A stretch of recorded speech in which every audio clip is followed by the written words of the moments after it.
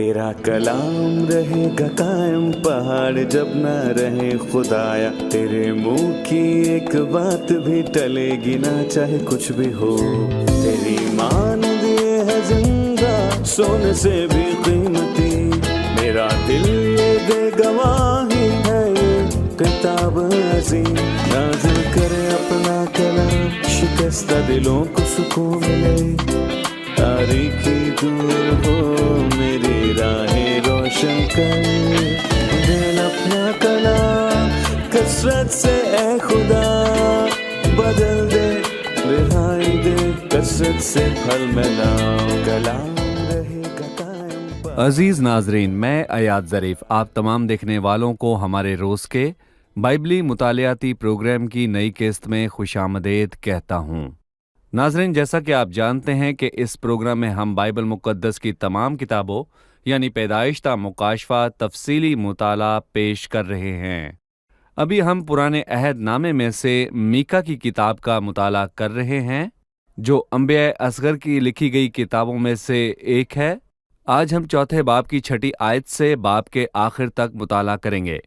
अगर आप पहली बार ये प्रोग्राम देख रहे हैं और गुज़िश्ता एक साथ देखना चाहते हैं तो हमारी वेबसाइट biblimutalia.com विजिट कीजिए। आपको वीडियोस की सूरत में तमाम एक साथ मुयस्सर होंगी। आप इन्हें डाउनलोड कीजिए और इनके ज़रिए से आप मुफीद तालीमात हासिल करें। प्रोग्राम का बाकायदा आगाज़ करने से पहले मैं खुदा के खादिम भाई एलिया ईसा और भाई उसामा का खैर मकदम करूँगा। आप दोनों को खुशामदीद। बहुत शुक्रिया। और स्टूडियो में आए दीगर मेहमानों को भी खुशामदीद। भाई एलिया, मैं चंद आयात पढ़ने के बाद आपसे सवाल करूंगा। चौथे बाब की 6ठी आयत से खुदावंद यूं फरमाता है कि मैं उस रोज़ लंगड़ों को जमा करूंगा और जो हाँक देंगे और जिनको मैंने दुख दिया फराहम करूंगा, और लंगड़ों को बकिया और जिला वतनों को ज़ोर आवर कौमें बनाऊंगा, और खुदावंद कोहे सेऊन पर अब से अब्दुल आबाद तक उन पर सल्तनत करेगा। आप 6ठी और 7वीं आयत के मुतालिक बताएं। यकीनन ये आयत उसी मौजू की ताबीर करती हैं जिसका आगाज़ 5वीं आयत से होता है, जिस पर हमने पहले भी गौर किया, और उसकी बरक़ात के हवाले से जो उस कौम को अता की जाएगी जिस रोज़ खुदावंद यीशु मसीह आएगा और सल्तनत करेगा। और हम उसी शानदार अंदाज और ज़बरदस्त मिसालों पर गौर कर रहे हैं जिन्हें मीका ने आयात 6 और 7 में इस्तेमाल किया। वो कौम का तस्करा मजमूई तौर पर करता है और उन्हें यहाँ पर लंगड़े कहता है और फिर उन्हें हाँक दिए भी कहता है, जो हाँक दिए लेकिन गए। वो इसका सबब भी वाज़ेह करता है कि ये कौम ऐसी अदालत के लायक क्यों ठहरी, और बाइबल हमें वाज़ेह तालीम देती है कि उनकी अदालत करने वाला बस खुदा है। और यकीनन इसका मतलब ये नहीं कि खुदा बिना किसी मतलब हम पर अदालत कर रहा है, और हमने पिछले अब्वाब में जाना कि अदालत के असबाब हैं। इसका सबसे बड़ा सबब यह है कि उन्होंने खुदावंद यीशु मसीह को मार डाला जिस रोज़ वो उन पर बादशाही करने आया। अच्छी बात है कि आपने बताया कि दुश्मन खुदा के आलाकार जिनसे वो अदालत को अमल में लाता है, लोग शरीर थे और अदालत के लायक थे, लेकिन दुश्मन खुदा के आलाकार हैं जिनसे अदालत को अमल में लाता है। सही। और यहाँ पर मैं कहूँगा कि हमने देखा कि बकिया का लफ्ज़ बहुत ही अहम है, जो इस किताब में हम वाज़े तौर पर देखते हैं। जब खुदावंद कलीसिया के उठाए जाने के बाद 7 साल के अरसे में उस बड़ी मुसीबत के दौरान अपने लोगों से मामलात करेगा, जिसका तस्करा दानियल में हुआ, जिनसे खुदा इस बड़ी मुसीबत में मामलात करेगा, उनका एक हिस्सा अपनी आंख को खोलकर इस कलाम को समझेंगे जिसको वो पहले समझ ना सके क्योंकि उनकी आंख पर पर्दा था, और वो जानेंगे वो पहले आया जिसे उन्होंने माजी में मसलूब किया और मार डाला, वही मसीह था। वो उस शख्स का इंतजार करने लगेंगे, काश के तू आसमान को फाड़े और उतर आए ताकि उनको उनके दुश्मनों से छुड़ाए और उन पर बादशाही करे। और ये कहने वाला वो बकिया है जिसके मुतालिक खुदावंद ने मत्ती के 25वें बाब में कलाम किया। उसने उन्हें मेरे छोटे भाई कहा, और ये इसराइल के 12 कबीलों का वाहिद बकिया है। और हम ये जानते हैं कि सिर्फ 2 कबीले हैं जो फ़लस्तीन को वापस लौटे, लेकिन जब खुदावंद खुद जाहिर होगा तो वो 10 कबीलों को जमा करेगा और उन्हीं पर बादशाही भी करेगा। लेकिन तमाम इसराइल निजात ना पाएगा, लेकिन इसराइल के हर कबीले से निजात पाने वाले होंगे, और वो खुदावंद और उसकी खुशखबरी को कबूल करेंगे। اور ایمان لائیں گے کہ مسیحی آپ بادشاہ نے بقیہ ہے، کی طرف اشارہ کیا، کیونکہ اکثریت حیوان کی پیروکار ہو جائے گی حیوان اور اس کی چھاپ جھوٹا۔ لے لے گی۔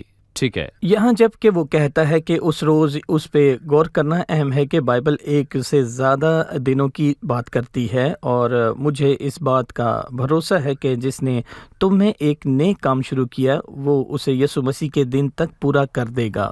جبکہ بائبل خداوند یسوع مسیح کے روز کا ذکر کرتی ہے تو اس کا مطلب کلیسیا کے اٹھائے جانے کا دن ہے، جبکہ جسم تبدیل اور مردے زندہ ہو جائیں گے، اور ایک دن ہے جو کہ خدا کا دن ہے، اور یہ ابدیت کے روز کی طرف اشارہ کرتی ہے۔ لیکن یہاں یہ یسوع مسیح کا خدا کا روز نہیں ہے بلکہ خداوند کا روز ہے۔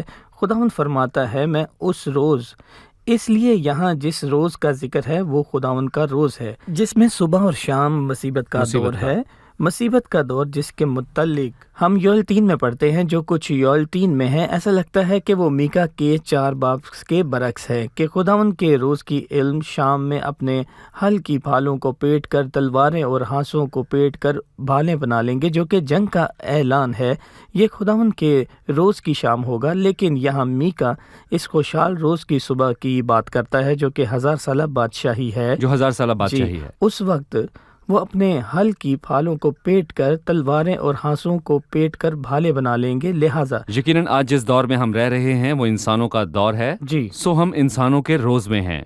پھر مسیح کا روز آتا ہے جو کہ بڑی مصیبت کا عدالتی حصہ ہے، پھر خداوند کے روز کی صبح ہوگی جو کہ 1000 سالہ بادشاہی، اور پھر خدا کا روز آتا ہے جی جس کا کوئی اختتام نہیں ہے۔ صحیح۔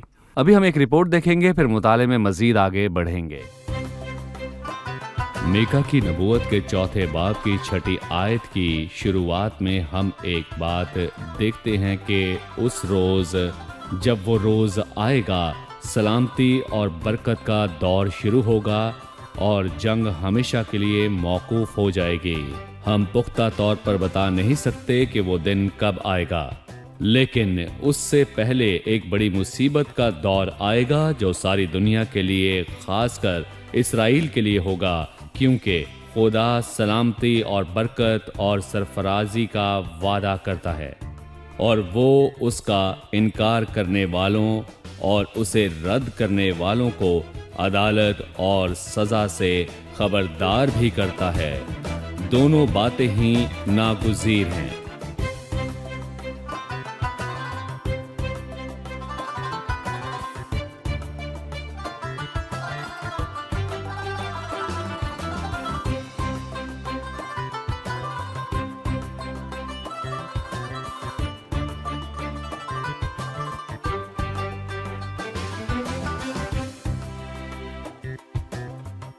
آٹھویں آیت میں لکھا ہے، اے گلا کی دیدگاہ، اے بنت سیون کی پہاڑی، یہ تیرے ہی لیے ہے، قدیم سلطنت یعنی دختر یروشلم کی بادشاہی تجھے ملے گی۔ گلا کی دیدگاہ اور قدیم سلطنت سے کیا مراد ہے؟ جی بھائی، 8ویں آیت کا کیا مفہوم ہے؟ وہ کہتا ہے کہ ایک گلا کی دیدگاہ جو کہ ایک گاؤں کا نام ہے جو بیت الحم سے 2 میل کے فاصلے پر ہے، اور اس کا ذکر پیدائش 35ویں باب میں ہوا، جسے ادر کا برج کہا گیا ہے، لیکن یہاں مترجم نے اس گلا کا دیدگاہ کا نام دیا ہے۔ اس جگہ کے تذکرے میں اچھی بات یہ ہے کہ پہلی بار جب اس کا ذکر ہوا تو اس کا تعلق ہولناک شرارت سے تھا۔ گویا میکا کہنا چاہتا ہے کہ دنیا نے جس قدر ناپاکی، شرارت اور بدی کو دیکھا، اسی قدر جلال کو بھی دیکھیں گے، اور جبکہ اس کے جلال کو بھی دیکھیں گے، اور خداوند بادشاہی کرے گا۔ اپنے میں پیارے ناظرین کو بھی یہ یاد دلانا چاہتا ہوں کہ پہلی مرتبہ گلا کی دیدگاہ ادر کے برج کا ذکر پیدائش 35ویں باب میں راخل کی موت کے فوراً بعد کیا گیا۔ بائبل پیدائش 35:21 میں کہتی ہے، اور اسرائیل آگے بڑھا اور ادر کے برج کی طرف اپنا ڈیرا لگایا۔ یوں ہوا کہ روبن نے جا کر اپنے باپ کی حرم حلیہ سے مشاورت کی، اور اسرائیل کو یہ معلوم ہو گیا۔ اور دیکھیں گے شرارت اور ناپاکی ہے، لیکن بائبل ہم سے بھی یہ کہنا چاہتی ہے کہ گلا کی دیدگاہ یعنی ایسی بدی کو دیکھا گیا، وہاں بادشاہی آئے گی۔ اس کی بادشاہی ہر جگہ ہوگی، خاص کر یروشلم اور اس کے گاؤں۔ اے گلا کی دیدگاہ، اے بیت سیون کی پہاڑی، یہ تیرے ہی لیے ہے، یہ تیرے ہی لیے ہے۔ खुदावन की बादशाही तेरे ही लिए है, यहाँ तक कि कदीम सल्तनत से मुझे वो पहली मर्तबा याद आती है जबकि ये कौम एक रियासत बनी, यकीनन साउल के दौर में नहीं, क्योंकि वो बादशाह खुदा के दिल के मुआफिक ना था, बल्कि दाऊद और सुलेमान के आयाम में, क्योंकि चौथी आयत के सियाक व सबाक में लिखा है, तब हर एक आदमी अपनी ताक और अपने अंजीर के दरख्त के नीचे बैठेगा। इससे हमें ये सलामती के दौर की बल्कि सुलेमान का दौरे सल्तनत याद आता है। सलामती का जी दौर। बिल्कुल। जब मीका कहता है कि कदीम सल्तनत तुझे मिलेगी, इसका मतलब है कि सुलेमान के आयाम उन जलाली दिनों का साया थे जो आने वाले थे, यहाँ तक कि कदीम सल्तनत यानी दुख्तर यरूशलेम की बादशाही तुझे मिलेगी। वो सही। कहना चाहता है कि जिस दौर में मसीह बादशाही करेगा वो पिछले दौर से ज्यादा जलाली होगा, सही। सुलेमान के दौर से भी ज्यादा, जिसका दौर सल्तनत गैर मामूली था, जिसकी गवाही खुदा ने दी कि उसकी मानंद कोई बादशाह लेकिन सुलेमान ना था। नाकाम हुआ। जी, हकीकी और वो- इब्ने दाऊद की राह तैयार जी करने में हाँ, नाकाम वो रहा। सुलेमान से भी बड़ा है। खुदावंद यीशु मसीह बादशाह। 9वीं और 10वीं आयत को भाई एलिया मैं पढ़ना चाहूंगा। अब तू क्यों चिल्लाती है, गोया दर्द ज़ह में मुब्तला है? क्या तुझ में कोई बादशाह नहीं? क्या तेरा सलाहकार नेस्त होगा? ए बिन्ते सेयून, जचगी की मानिंद तकलीफ उठा और दर्द ज़ह में मुब्तला हो, क्योंकि अब तू शहर से खारिज होकर मैदान में रहेगी और बाबल तक जाएगी। वहां तू रिहाई पाएगी और वहीं खुदावंद तुझको तेरे दुश्मनों के हाथ छुड़ाएगा। फतह मंदी के नगमे और जलाल के बाद हम फिर गमगीन गीत की फरियाद और मैदान में जाने की बात सुन रहे हैं। लिहाजा मैं चाहता हूं कि आप 9वीं 10वीं आयत पर तबसरा कीजिए। इन दो आयत का सियाको सबाक क्या है? उम्मीद है हमारे प्यारे नाजरीन इस नबूवत में यकायक तब्दीली से परेशान नहीं हुए, क्योंकि हमने पहले ही बता दिया था कि नबी फौरन ही अदालत से बरकत की तरफ और फिर बरकत से अदालत की तरफ आता है, और यहाँ हम ऐसी ही अचानक तब्दीली देखते हैं 1000 साला बादशाहत के हवाले से। और पिछली आयत में मीका नबी फिर से उसी अदालत का तस्करा करता है जो खुदावंद अपने लोगों पर उंडेलेगा। लेकिन यहाँ पर एक तारीख है जो कि हमारे हिस्सा है। समझने के लिए है, ताकि हम इसको समझ जाएं, जो हमारे लिए इस आयत को समझने के लिए राह पैदा करता बाबुल। है कि तू बाबल तक जाएगी। और यहाँ ये वाज़ेह है कि वो यहाँ बाबल की असीरी की बात करता है, वो जुनूबी यानी यहूदा की सल्तनत से कलाम करता है। और यहाँ पर वो वाज़ेह तौर पर कहता है कि ये सल्तनत अपनी बड़ी शरारत के सबब से असीर हो जाएगी और बादशाह नबूकतनज़र उन्हें असीर करेगा। और यिर्मयाह नबी ने ये नबूवत की कि ये असीरी 70 बरस तक होगी। लेकिन अगर हम इन आयात पर फिर से गौर करें तो हम यहाँ पर ये देखते हैं कि बिला मामूल बहुत ही शानदार खाका कशी करता है। अब तो क्यों चिल्लाती है, गोया दर्दे ज़ह में मुब्तला है? क्या तुझ में कोई बादशाह नहीं? क्या तेरा सलाहकार नेस्त हो गया? ए बिन्ते सेऊन, जचकी की मानन तकलीफ उठा। गौर कीजिए कि मीका जचकी के दौरान जिक्र करता है, वो दर्दे ज़ह की दर्द बात ज़ह। करता है। और ये दर्द, मैं कहूँगा कि ये दर्द उस हकीकत की तरफ इशारा करता है। इसकी शुरुआत है, इसका इख्तिताम है।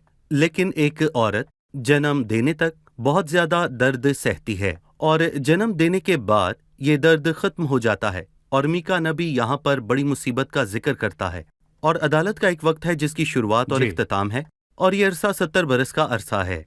फिर खुदावंद ने अपने फजल के वसीले उन लोगों को बहाल किया।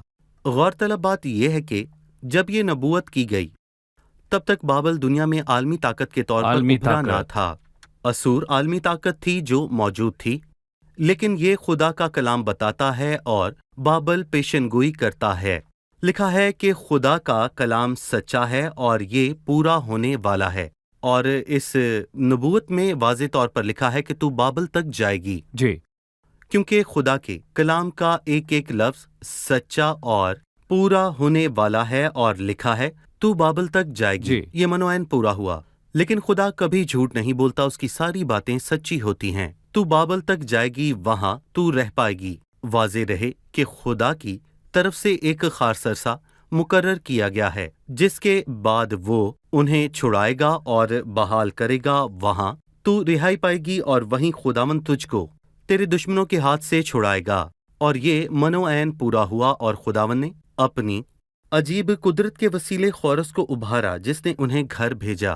ہم اس کی تفصیلات میں نہیں جائیں گے۔ خورس فارسی اس کا پیغام تھا جبکہ تقریباً 42,360 لوگ لوٹ کر واپس آئے۔ لہٰذا چوتھے باب کی 6 آیت سے لے کر 8ویں آیت میں 1000 سالہ بادشاہی کے حوالے سے بتایا گیا ہے۔ یہ نبوتی بات ہے جو مستقبل میں ہونے والی ہے، لیکن پھر 9ویں اور 10ویں آیت اسی تاریخی مصیبت کی بات کرتی ہے جبکہ لوگ اسیر ہو کر بابل چلے جاتے ہیں اور بعد ازاں خداوند انہیں خورس فارس کے وسیلے بحال کرتا ہے۔ اس تاریخی مصیبت کے عرصے کے دوران ہمیں 2 باتوں پر غور کرنا چاہیے۔ پہلی یہ کہ خداوند نے شروعات سے لے کر آخر تک خبر دی۔ اس کے بعد ہمیں خداوند کے نبوتی کلام، قدرت اور اس کے اختیار کا علم ہوتا ہے جس نے یہ کلام بخشا۔ دوسری اور سب سے اہم بات یہ کہ ہر چیز کا اس نے الہی اختیار ہے۔ اس وقت اسوری سلطنت اقتدار میں تھی، لیکن خداوند نے کہا کہ ایک سلطنت ظاہر ہوگی جو کہ سلطنت بابل تھی۔ وہ ایک دوسری سلطنت کے ہاتھ سے نجات کی بات کرتا ہے جو کہ فارسی سلطنت تھی۔ سب کی ڈوریاں خدا ہی کے ہاتھ میں ہیں اور وہی زمانوں اور پورے جہاں کو بدلنے کی قدرت رکھتا ہے۔ ٹھیک ہے۔ 11ویں آیت، اب بہت سی قومیں تیرے خلاف جمع ہوئی ہیں اور کہتی ہیں سیون ناپاک ہو اور ہماری آنکھیں اس کی رسوائی دیکھیں۔ بتائیے کہ یہ کب ہوا یا یہ کب ہونے والا ہے؟ کیا اس کا تعلق مستقبل میں ہونے والی باتوں کی تاریخ سے ہے؟ دیکھیں، در حقیقت اس کا تعلق تاریخی واقعات سے ہے۔ ہم 9ویں اور 10ویں آیت سے پڑھتے ہیں، اور بابل تک جائے گی، وہاں تو رہائی پائے گی اور وہیں خداوند تجھ کو تیرے دشمنوں کے ہاتھ سے چھڑائے گا۔ نہ صرف بابل کی اسیری سے لوٹ کر آنے والوں نے نجات پائی، بلکہ آسر اور اخویرس کے دور میں سلطنت فارس کے اقتدار کے وقت بھی بطیروں نے نجات پائی۔ ہم اس کی تفصیلات میں نہیں جائیں گے، لیکن میکا کہتا ہے کہ اب بہت سی قومیں تیرے خلاف جمع ہوئی ہیں۔ اب سوال یہ ہے کہ بہت سی قومیں یروشلم اور یہودیوں کے خلاف کب جمع ہوئیں؟ صرف بابل کی قوم نے یہ کام کیا، لیکن ایسا نہیں ہوا کہ بہت سی قومیں اور امتیں یہودی قوم کے خلاف جمع ہو گئیں۔ چونکہ ایسا نہیں ہوا، یقیناً ایسا ہوگا۔ بھائی ایلیا، ہمیں اس بات سے پریشان نہیں ہونا چاہیے کہ وہ مستقبل کے نزدیک میں آنے والی مصیبتوں کا ذکر کرنے کے بعد وہ اس مصیبت کا ذکر کرنے لگتا ہے۔ اس سے پیشتر کہ وہ بادشاہی کا تذکرہ کر رہا ہے۔ جس کسی نے ارحام کا دورہ کیا ہے وہ جانتا ہے کہ دور سے دیکھنے پر تینوں ارحام ایک جیسے بہت نزدیک دکھائی دیتے ہیں، بلکہ نزدیک ہی نہیں، ایک دوسرے سے اڑے لگتے ہیں، لیکن آس پاس دیکھنے پر معلوم ہوتا ہے کہ وہ ایک دوسرے کے نزدیک نہیں ہیں۔ سو جب آپ نبوتوں کو پڑھتے ہیں، کیونکہ نبی اس دور سے بہت دور کہیں تاریخ میں ہیں جس کی بابت وہ نبوت کرتا ہے، وہ مستقبل کے واقعات کو ایک دوسرے سے اڑا ہوا دیکھتے ہیں، لیکن جب وقت نزدیک آتا ہے تو یہ معلوم ہوتا ہے کہ ایک واقعہ ہو چکا ہے اور دوسرا ہونے والا ہے۔ تب سمجھ آتا ہے کہ یہ 2 مختلف واقعات ہیں، لہٰذا یہاں وہ مستقبل کے واقعے کی طرف اشارہ کرتا ہے۔ اور بھائی ایاد، میں یہاں پر کہنا چاہتا ہوں کہ جو یعقوب کی مصیبت کے وقت پیش آئے، وہ 7 برس جن کی ہم نے ابھی بات کی، جن کا تذکرہ ابھی ہوا ہے۔ خداوند نے متی 24 میں کہا یروشلم غیر قوموں سے پامال ہوتی رہے گی، غیر قومیں جو یروشلم کے خلاف جمع ہوتی رہیں گی۔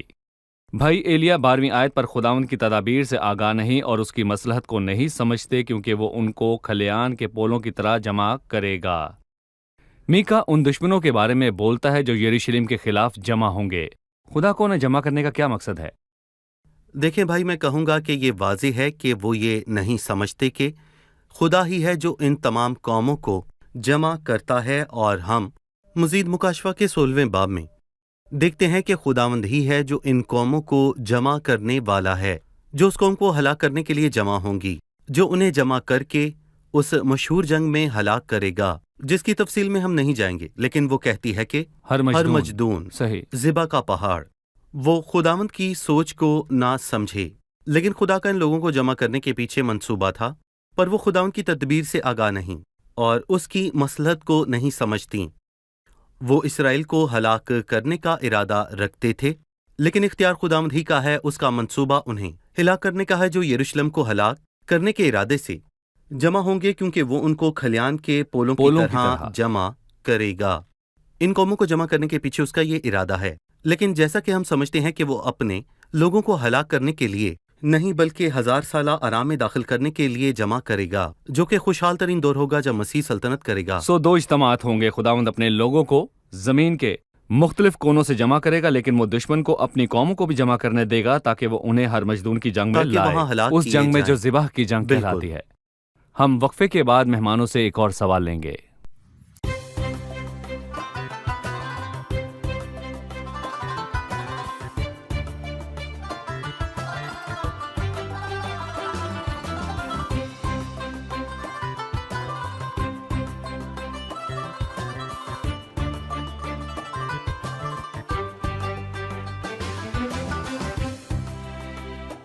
तेरहवीं आयत में लिखा है कि ऐ बिन्ते सिय्योन उठ और पामाल कर, क्योंकि मैं तेरे सींग को लोहा और तेरे खुरों को पीतल बनाऊंगा।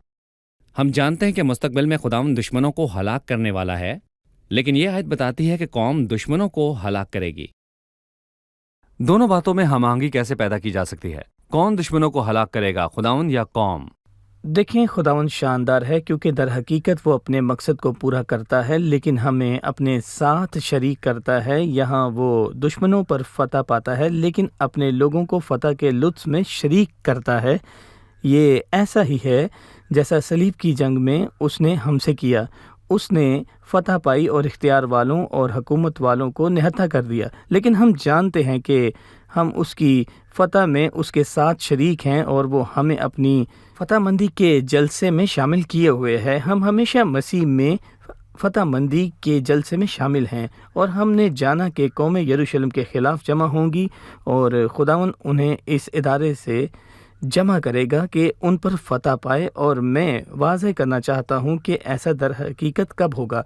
हमने जाना कि चौथे बाब में 1000 साला बादशाही का जिक्र है, और मैं पहली आयत से 8वीं आयत में हमने जाना कि 9वीं और 10वीं आयत में कुछ तारीखी वाक़यात भी हैं जो पूरे हुए।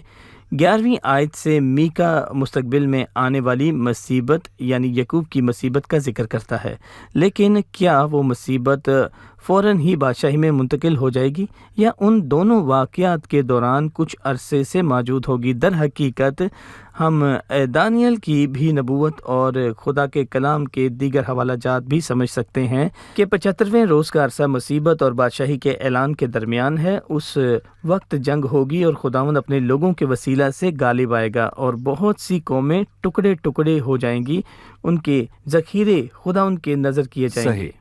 हम कदीम ज़मानों से समझते हैं कि कौम यानी कि बनी इसराइल कलीसिया के उठाए जाने के बाद मुसीबत के दौर से गुजरेंगे, जो कि 7 साल का अरसा होगा, यानी कि दानियल 9, जिससे हम सीखते हैं कि ये दानियल के 70 हफ्तों का आखिरी हफ्ता है। ठीक है। ये हफ्ता दिनों पर नहीं बल्कि सालों पर मुश्तमिल है, और खुदा के कलाम के बहुत से हवाला जात से हम ये समझते हैं कि यह हफ्ता 2 हिस्सों में तकसीम किया गया है, और कभी कभार इससे एक दौर और दौरे नीम भी कहा जाता है, यानी कि 3.5 बरस, और इसे खुदा ने ज़चगी के दर्द का आगाज कहा। फिर 3.5 बरस याकूब की मुसीबत के होंगे। कभी कभार निफ्स हफ्ते का जिक्र महीनों के तौर पर किया गया, 42 महीने, और कई बार इसका जिक्र दिनों के तौर पर किया गया। एक महीने में 30 दिन होते हैं, यानी 1260 दिन। लिहाजा यहाँ वो निस्फ हफ्ते का आगाज करता है, यानी 1260 दिन। ठीक है। उसने पहले हफ्ते को छोड़ दिया जो दर्द ज़ह का आगाज है, और दूसरे हिस्से के इख्तिताम पर रोशनी डाली, जबकि नबूवत के मुताबिक खुदावंद का ज़हूर होगा। सही। लेकिन अगर दानियल की किताब को देखें तो पता चलता है खुदावंद फौरन सल्तनत ना करेगा, क्योंकि दानियल के 12वें बाब की 11वीं आयत है कि जिस वक्त से दायमी कुर्बानी माकूफ हो जाएगी और वहां उजाड़ने वाली मकरू चीज निफ्स की जाएगी। 1290 दिन होंगे, जबकि यहाँ 1290 दिन है। 1260 नहीं बल्कि 1290 दिन। ये अजीब आयत है कि मुबारक है वो जो 1335 रोज तक इंतजार करता है। ये क्या है? अगर हम इनका मुआजना करें तो हमें ये पता चलेगा कि एक बार उसने 30 दिन शामिल किए और एक बार 45 या 75 हो गए, जिनके हवाले से हम जानना चाहते हैं इन 75 दिनों का आगाज मतलब कब ये होगा? 75 दिन वो दौर हैं जो आखिरी हफ्ते के इख्तिताम और बादशाही के आगाज के दरमियान में आएगा। गोया 75 रोज का अरसा जी। 1260 1335 दिनों के दरमियान है। ये 75 दिन खुदावंद के ज़हूर के बाद के हैं, जबकि वो सारी धरती को शरीरों और जालिमों से पाक करेगा, और सिर्फ यही नहीं बल्कि अपनी बादशाही को पाक करेगा और दुश्मनों को गिरफ्तार करेगा, और 1000 बरस के लिए शैतान को बांधेगा, और बहुत से वाक़यात होंगे। लेकिन मैं यहाँ पर बहुत ही ख़ास बात करना चाहूँगा कि लाजिम है کہ خداوند یہ سب کچھ کرے تاکہ اس کے لوگ مکمل طور پر اس کی صحیح۔ بادشاہی سے محظوظ ہو سکیں۔ اور کیوں ایسا اس ہوگا۔ وقت ہر مجدون کی جنگ اس ہوگی، وقت خداوند ہر مجدون کی جنگ میں دشمنوں کو ہلاک کرے گا۔ اور بائبل میں ہم فتح مندی کے حوالے سے 13ویں آیت میں جو پڑھتے ہیں وہ پورا بالکل ہوگا۔ صحیح جی۔ اٹھ اور پامال کر۔ آپ کو یاد ہوگا کہ متی 24ویں باب کے مطابق یروشلم غیر قوموں کے وسیلے پامال کیا جائے گا، جیسا کہ خداوند نے اس کے مستقبل کے متعلق کہا۔ لیکن یہاں یروشلم اور اس کے لوگوں کے لیے کہا گیا ہے کہ اے بنت سیون اٹھ اور پامال کر، کیونکہ میں تیرے سینگ کو لوہا اور تیرے کھروں کو پیتل بناؤں گا، اور تو بہت سی امتوں کے ٹکڑے ٹکڑے کرے گی، ان کے ذخیرے خداوند کی نظر کرے گی اور ان کا مال رب العالمین کے حضور لائے گی۔ اس وقت خداوند ساری دھرتی کا خداوند ہوگا، ساری دھرتی کا، کیونکہ جس طرح سمندر پانی سے بھرا ہے اسی طرح زمین خداوند کے جلال سے عرفان ہوگی۔ دلچسپ گفتگو رہی۔ اسی سلسلے کو خداوند نے چاہا تو آنے والی قسط میں ہم جاری رکھیں گے۔ شکریہ۔ خداوند آپ کو خدا برکت دے، برکت دے۔ مہمانوں کو بھی برکت دے۔ عزیز ناظرین، آج کی قسط میں ہم نے جانا کہ خدا کے لوگ جنہوں نے مسیح کو رد کیا وہ مستقبل میں بڑی مصیبت میں مبتلا ہونے والے ہیں، جسے یعقوب کی مصیبت کہا جاتا ہے، تاکہ وہ بقیہ مسیح کو اپنا مسیحا اور بادشاہ قبول کرے اور بادشاہی کی خوشخبری کی منادی ہو۔ مسیح آئے گا اور اپنے لوگوں پر اس ملک میں بادشاہی کرے گا۔ یہ بائبل کے الفاظ ہیں اور مسیح کے لیے بطور ابن آدم خدا کا مقصد ہے۔ لازم ہے کہ وہ حکمرانی کرے جب تک اس کے سارے دشمن اس کے پاؤں کی چوکی نہ ہو جائیں۔ اس کی بادشاہی کرنا کیوں ضروری ہے؟ کیونکہ وہ ابن آدم ہے جس نے صلیب کے کام کو پورا کیا اور خدا کی مرضی کے تابع اس حد تک رہا کہ جان دی، تاکہ ہر گھٹنا اس کے یسوع نام کے آگے جھکے اور ہر زبان یہ اقرار کرے کہ یسوع مسیح خداوند ہے، اور اس سے خدا باپ کو جلال ملے۔ مسیح نے اس دنیا کو خریدا، سو دنیا اس کی ہے کیونکہ اس نے خرید لیا۔ دنیا اس کی اس لیے بھی ہے کیونکہ اس نے اسے تخلیق کیا، لیکن ضرور ہے کہ وہ مستقبل میں مسیح کے تابع کی جائے گی۔ مسیح کا اخلاقی اور شاہی جلال واضح طور پر بائبل مقدس میں ظاہر کیا گیا ہے۔ آپ کو یہ جاننا چاہیے، مسیح جو ایک بار آیا، جسے ذلیل کیا گیا، رد کیا گیا، لازم ہے کہ اپنی بادشاہی قائم کرنے وہ ایک بار پھر سے زمین پر آئے۔ پوری بائبل مسیح کے دکھوں اور بعد کے جلال کی بات کرتی ہے۔ سو ہم اس دن کے منتظر ہیں جب مسیح آئے اور دنیا میں اپنا وقار بحال کرے، لیکن ہم بطور کلیسیا خداوند کے منتظر ہیں کہ وہ ایمانداروں کو اپنے ساتھ لے جائے۔ مجھے امید ہے عزیز ناظرین کہ آپ اس کلیسیا کا حصہ ہیں جسے آسمان پر لے جانے کو مسیح یسوع آنے والا ہے۔ آپ مسیح کی کلیسیا کا حصہ کیسے بن سکتے ہیں؟ تو آپ کو مسیح کو اپنا شخصی نجات دہندہ قبول کرنا ہوگا، اپنے گناہوں سے توبہ کرنی ہوگی، اس کے صلیبی کام کو آپ شخصی طور پر اپنائیں، اس کے کفارے پر ایمان سے بھروسہ رکھیں، تب آپ کلیسیا کا حصہ بن جائیں گے۔ سو مسیح یسوع کو قبول کیجیے۔ آنے والی قسط میں آپ سے پھر ملاقات ہوگی۔ خداوند آپ سب کو برکت دے۔